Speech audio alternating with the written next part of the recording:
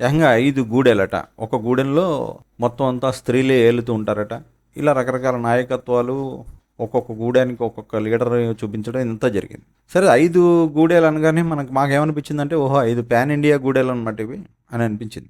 అవును మరి. For example ఇప్పుడు ఒక గూడానికి హెడ్‌గా ఆ దేవరాజుని చూపిస్తారు. దేవరాజు అంటే కన్నడ నటుడు. అతని కొడుకు ప్రజ్వల్ దేవరాజ్ ఇప్పుడు కన్నడంలో హీరోగా చేస్తున్నాడు. ఈ దేవరాజు 'బంగారు బుల్లోడు', 'ఎర్రమందారం' ఇలాంటి సినిమాలు కూడా చేశాడు తెలుగులో. ఇలాంటి చాలా సినిమాల్లో విలన్‌గా చేశాడు. అక్కడ హీరోగా చేశాడులెండి కన్నడంలో. అతన్ని పట్టుకొచ్చి ఒక గూడానికి హెడ్ అన్నారు. అంటే ఇదిగో బాబు, దీంట్లో కన్నడ ఫ్లేవర్ కూడా ఉంది. కన్నడ భక్తులారా రండి చూడండయ్యా మీ సినిమా అని చెప్పినట్టు అనమాట. సరే, ఇలా 5 గూడెలకి 5 భాషలు పెడతారేమో అనుకున్నాం. అలా పెట్టలేదనుకోండి. హిందీ వాళ్ళ కోసం అక్షయ్ కుమార్ని పెట్టారు. మలయాళం వాళ్ళ కోసం మోహన్ లాల్ని పెట్టారు. తమిళుల కోసం శరత్ కుమార్ని పెట్టారు. ఇక మన తెలుగు వారి కోసం సంభాషణ ధురీణ, డైలాగ్ కింగ్, కలెక్షన్ కింగ్ మన మోహన్ బాబు గారిని పెట్టారు. మొత్తం మీద పాన్ ఇండియా ప్లాన్ అంతా ఒక పద్ధతి ప్రకారం జరిగిందనుకోండి.